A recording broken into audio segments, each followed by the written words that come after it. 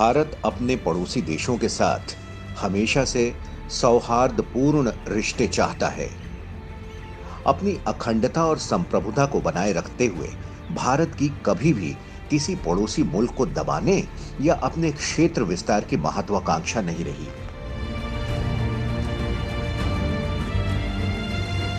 जब भी हमारे पड़ोसी मुल्कों को हमारी जरूरत पड़ी, हमने उदारता दिखाते हुए एक कदम आगे बढ़कर मदद की है।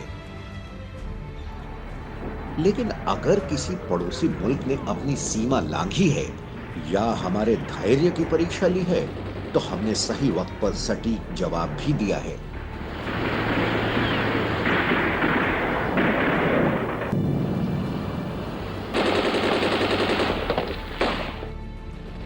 धर्म के आधार पर भारत से अलग हुए पश्चिमी पाकिस्तान ने तब के पूर्वी पाकिस्तान पर बेतहाशा जुल्म ढाए। नरसंहार, बलात्कार और मानवाधिकारों का उल्लंघन करने में पाकिस्तान ने सारी हदें पार कर दी थी।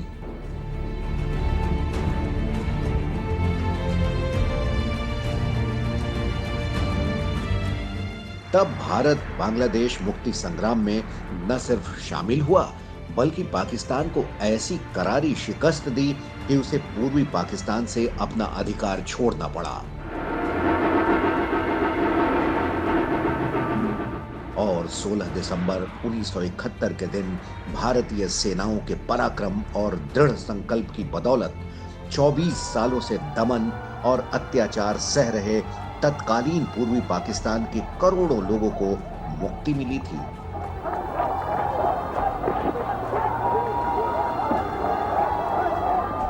यही नहीं, भारतीय सेना के पराक्रम से दुनिया के मानचित्र पर 16 दिसंबर 1971 को बांग्लादेश के रूप में एक नए देश का जन्म हुआ। इसके बाद से 16 दिसंबर को हर साल भारत विजय दिवस मनाता है। विजय दिवस न केवल भारत की पाकिस्तान पर 1971 में शानदार जीत की याद दिलाता है, बल्कि ये बांग्लादेश की जन्म की कहानी भी कहता है।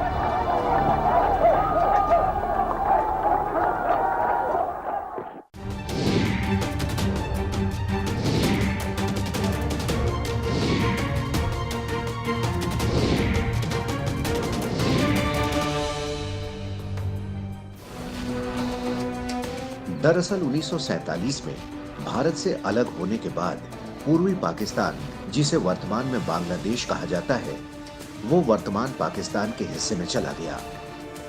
लेकिन पश्चिमी पाकिस्तान, जिसे हम पाकिस्तान के रूप में जानते हैं, उसकी ओर से लगातार उपेक्षा, सियासी तिरस्कार और शोषण ने पूर्वी पाकिस्तान यानी बांग्लादेश के लोगों को आक्रोश और घृणा से भर दिया, जिसका नतीजा था पाकिस्तान के खिलाफ मुक्ति संग्राम।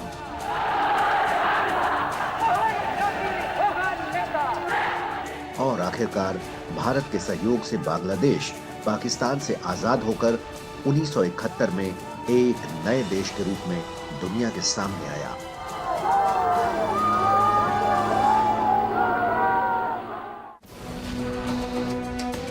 दरअसल 1947 तक भारत, पाकिस्तान और बांग्लादेश भौगोलिक, राजनीतिक और सांस्कृतिक तौर पर एक राष्ट्र थे। 1947 में अंग्रेज भारत छोड़ने पर मजबूर हुए, लेकिन जाते जाते अंग्रेजों ने भारत को दो हिस्सों में बांट दिया। बंटवारे के बाद दो देश बने, भारत और पाकिस्तान।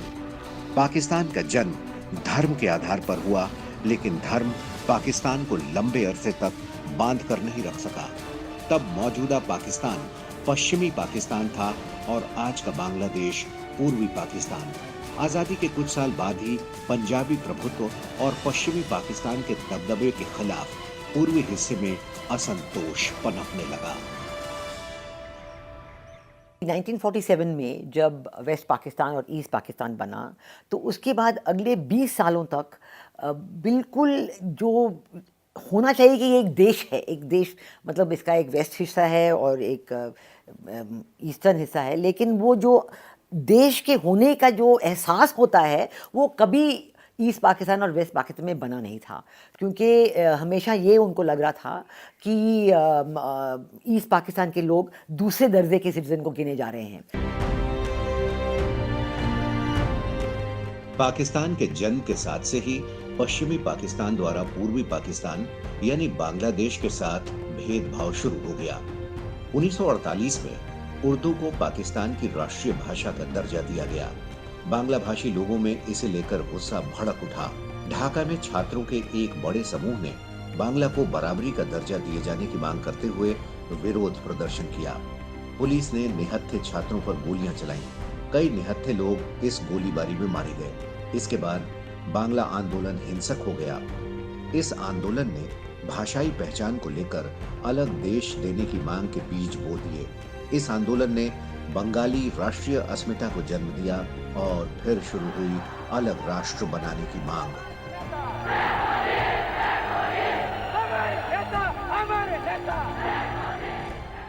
सबसे पहले बात जो हुई बंगाली भाषा पे, और बंगाली भाषा पे जिन्ना जो थे वो बिल्कुल नहीं मान रहे थे कि बंगाली भाषा भी नेशनल लैंग्वेज होनी चाहिए, सिर्फ उर्दू पे वो तुले हुए थे।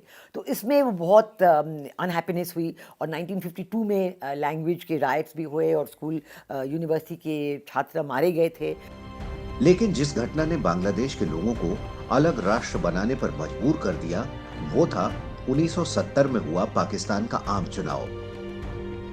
इस चुनाव के नतीजों ने पाकिस्तान का विघटन कर दिया। दरअसल आवामी लीग को इस चुनाव में सबसे ज्यादा सीटें मिली, लेकिन पश्चिम में जुल्फिकार अली भुट्टो की पीपीपी को ज्यादा सीटें हासिल हुईं। भुट्टो ने चुनाव परिणाम को मानने से ही इनकार कर दिया। इसके खिलाफ 7 मार्च 1971 को ढाका में एक विशाल रैली का आयोजन किया गया। इसके बाद शुरू हुआ बांग्ला मुक्ति संग्राम, जिसके बाद बांग्लादेश मुक्ति वाहिनी का गठन हुआ। पाकिस्तान ने भारत पर पूर्वी पाकिस्तान के नेताओं को बरगलाने का आरोप लगाया।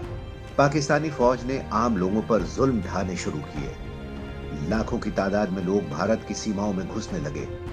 इस बीच पाकिस्तान ने भारत के कई हिस्सों पर हमला कर दिया। तत्कालीन प्रधानमंत्री इंदिरा गांधी ने ऐलान किया कि बांग्लादेश की लड़ाई अब भारत की लड़ाई है और आखिरकार 16 दिसंबर 1971 को एक नए राष्ट्र बांग्लादेश का जन्म हुआ। जो इलेक्शंस पहली बार जो है कह सकते हैं कि इलेक्शंस हुए वहाँ पे पाकिस्तान में 1970 के इलेक्शन जो हुए, जिसमें वेस्ट पाकिस्तान में भी हुई, ईस्ट पाकिस्तान में, बट शेख मुजीब की पार्टी अवामी लीग को ओवरवेलमिंग मेजॉरिटी मिली और कायदे से उन्हें प्रधानमंत्री बनना चाहिए था, पूरे पाकिस्तान का प्रधानमंत्री बनना चाहिए था। लेकिन वेस्ट पाकिस्तान में जो भुट्टो थे वो बिल्कुल इस बात पे ये बात स्वीकार करने को बिल्कुल राज़ी नहीं थे और उन्होंने आर्मी चीफ याया खान जो थे उनके साथ बड़ी साजिश बनाई कि कैसे करें, कि वो चाहते थे कि वो वेस्ट पाकिस्तान में बने रहें और ईस्ट पाकिस्तान अलग बना रहे, लेकिन देश तो एक है तो ये कैसे हो सकता है। और फिर अंत में जो हुआ कि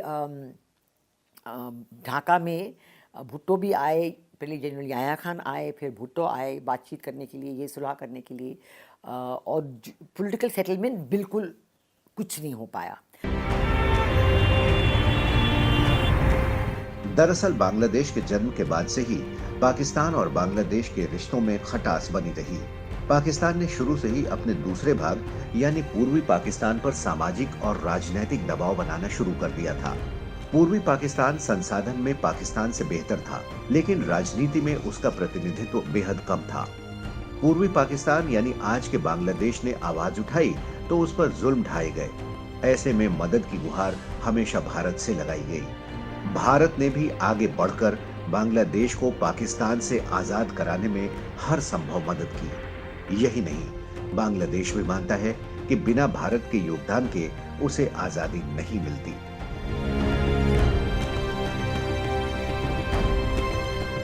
दरअसल अपने अस्तित्व में आने के बाद से ही पश्चिमी पाकिस्तान ने पूर्वी पाकिस्तान पर अत्याचार करने और लोगों को मौत के घाट उतारने में कोई कोर कसर नहीं छोड़ रखी थी। पाकिस्तानी सेना के कत्लेआम और लगातार बढ़ते अत्याचार के चलते बड़ी संख्या में बांग्लादेशी भारत में शरण लेने पर मजबूर होने लगे। देखते देखते भारत में बांग्लादेशी शरणार्थियों की संख्या 1 करोड़ तक पहुंच गई। तत्कालीन भारत सरकार ने न केवल इन शरणार्थियों की मदद की, बल्कि उनके लिए बिहार, बंगाल, असम, त्रिपुरा में राहत शिविर भी लगवाए। पाकिस्तानी सेना के आतंक से बचने के लिए बड़ी संख्या में बांग्लादेशियों के भारत आने से शरणार्थी संकट बढ़ने लगा। इससे भारत पर पाकिस्तान के खिलाफ कार्रवाई करने का दबाव बढ़ गया। इसे देखते हुए मार्च 1971 में इंदिरा गांधी ने भारतीय संसद में भाषण देते हुए पूर्वी बंगाल के लोगों की मदद की बात कही। जुलाई 1971 में भारतीय संसद में सार्वजनिक रूप से पूर्वी बंगाल के लड़ाकों की मदद करने की घोषणा की गई। भारतीय सेना ने मुक्ति वाहिनी के सैनिकों को मदद और प्रशिक्षण देना शुरू कर दिया। यही नहीं, पूर्वी पाकिस्तान पर पाकिस्तान के दमनकारी कार्रवाई और मानवाधिकारों के उल्लंघन को भारत ने संयुक्त राष्ट्र संघ में जोर शोर से उठाया और हस्तक्षेप की मांग की। हालांकि कई देश इसके खिलाफ थे, लेकिन भारत ने फिर भी बांग्लादेश की मदद की।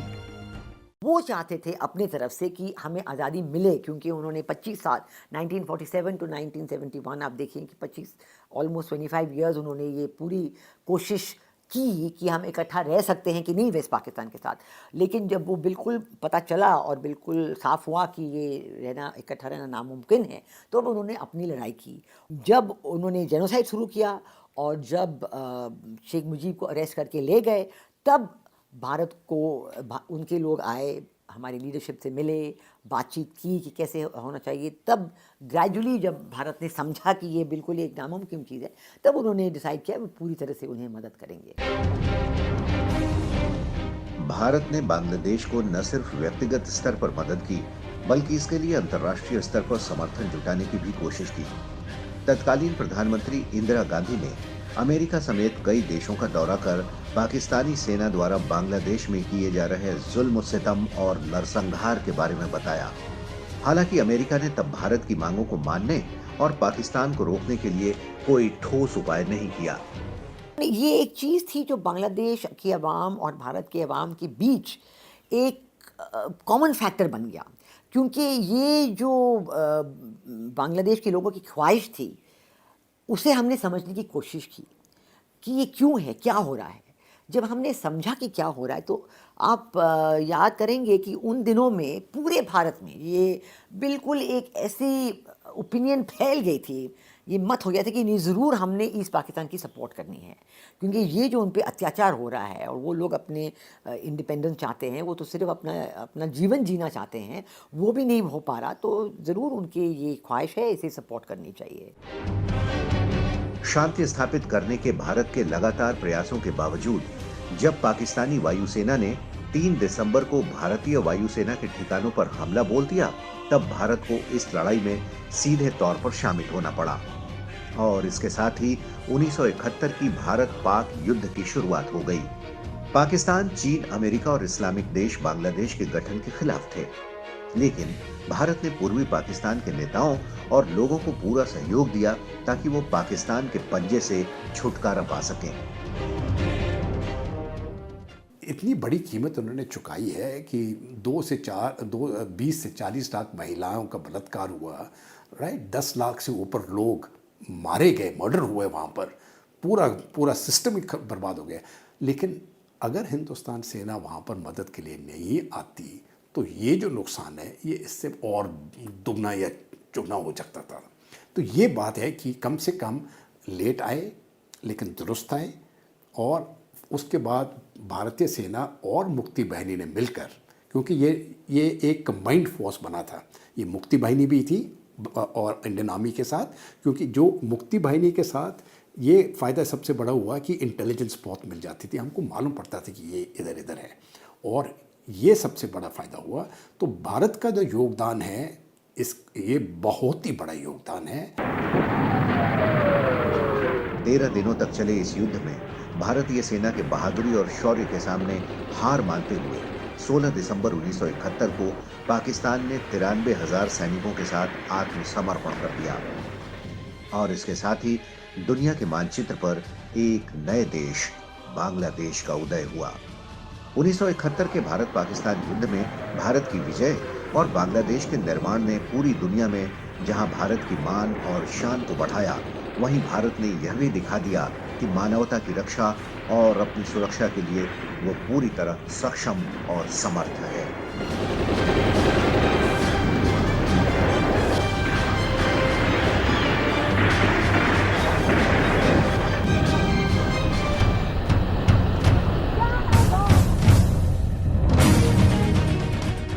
1971 की विजय गाथा भारतीय सैनिकों के अदम्य साहस और शौर्य की ऐसी कहानी है जो हमेशा ही आने वाली पीढ़ियों को प्रेरित करती रहेगी।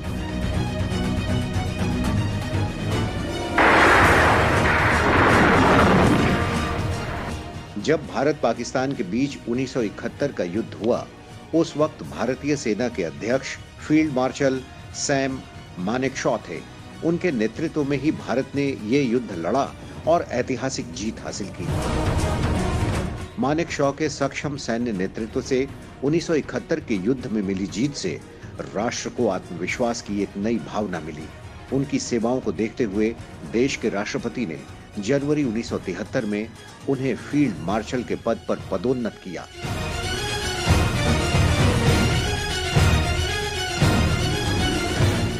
उन्नीस के बांग्लादेश युद्ध में पूर्वी कमान के staff officer major general JFR Jacob ने महत्वपूर्ण भूमिका निभाई थी। वो जैकब ही थे जिन्हें सैम मानेकशॉ ने आत्मसमर्पण की व्यवस्था करने ढाका भेजा था। 1971 के युद्ध में आर्मी की पूर्वी कमान को लीड करते हुए लेफ्टिनेंट जनरल जैकब सबसे पहले ढाका पहुंचे थे। युद्ध के दौरान जैकब मेजर जनरल के पद पर थे। उन्होंने ही जनरल नियाजी से बात कर उन्हें हथियार डालने के लिए राजी किया था। पूर्व commander lieutenant general Jagjit Singh Arora भारतीय सेना के कमांडर थे। उन्होंने सेना की छोटी छोटी टुकड़ियों के सहारे ही इस युद्ध में जीत का पताका फहराया। 30,000 पाकिस्तानी सैनिकों की तुलना में उनके पास 4,000 सैनिकों की फौज ही ढाका के बाहर थी। सेना की दूसरी टुकड़ियों को बुला लिया गया था, लेकिन उनके पहुंचने में देर हो रही थी। इस बीच लेफ्टिनेंट जनरल जगजीत सिंह ढाका में पाकिस्तान के सेना नायक लेफ्टिनेंट जनरल नियाजी से मिलने पहुंचे और उन्होंने इस तरह दबाव डाला कि उसने आत्मसमर्पण कर दिया।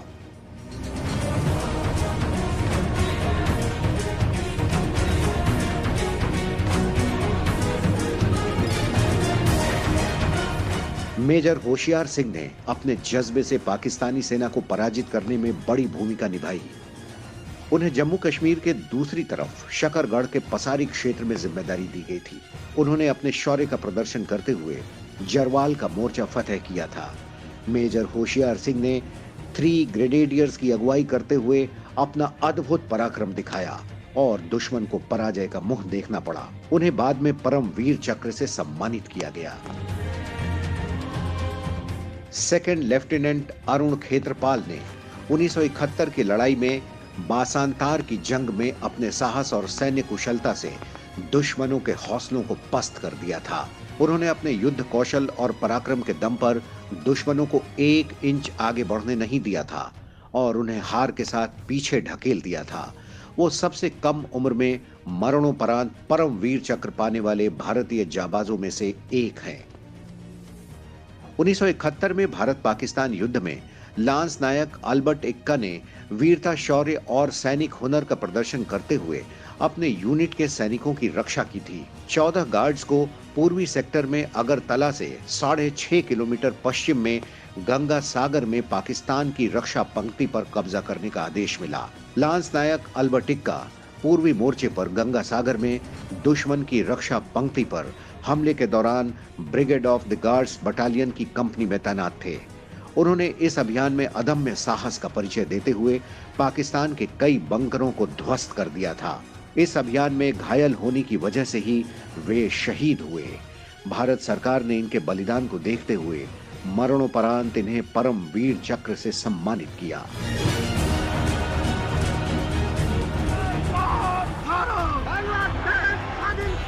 बांग्लादेश का जन्म 1971 में दक्षिण एशिया की सबसे बड़ी राजनीतिक घटना थी।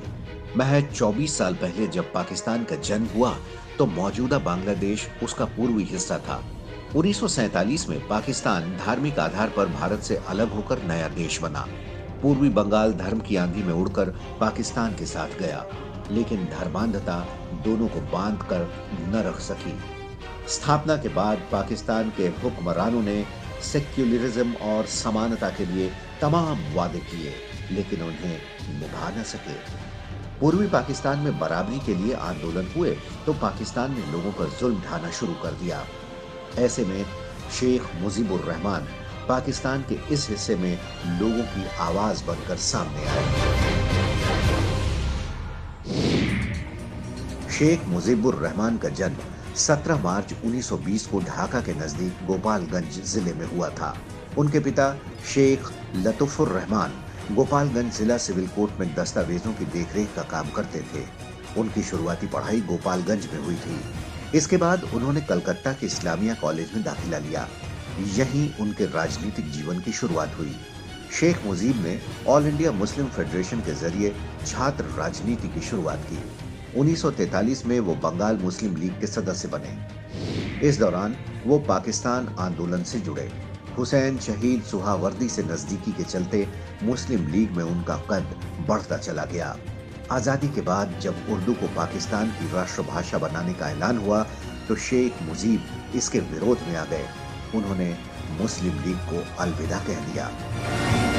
शेख मुजीबुर जी बहुत ही करिस्मेटिक लीडर थे, बहुत ही करिस्मेटिक लीडर थे। और उनकी जो लीडरशिप रोल है वो 50 से शुरू हुई, और 50 से शुरू हुई, वो उसके बाद टॉप लेवल पर रहे और वो पूरे तरह से अपने देश की आज़ादी के लिए लड़ते रहे और वो कभी झुके नहीं। ये लोकप्रियता उनकी इतनी है कि वो खड़े रहे पाकिस्तानी सेना के विरुद्ध और वो कभी झुके नहीं, और इसलिए उनको बंगबंधु कहते हैं।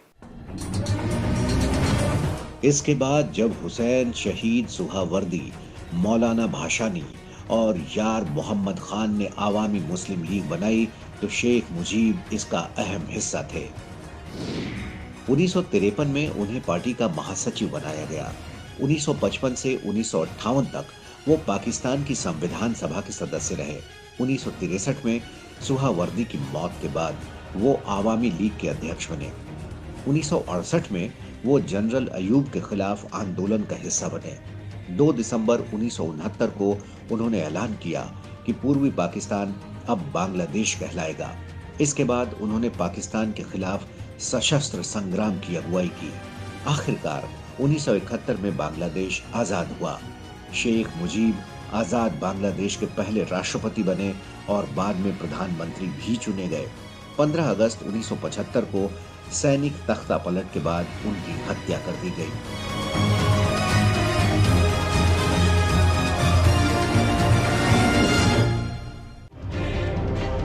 अपने सैनिकों के पराक्रम, साहस और शौर्य की दास्तां के साथ ही पाकिस्तान पर अपनी इस जीत को भारत जहां विजय दिवस के रूप में मनाता है, वहीं बांग्लादेश इसको उच्चारण के थोड़े अंतर से विजय दिवस मनाता है।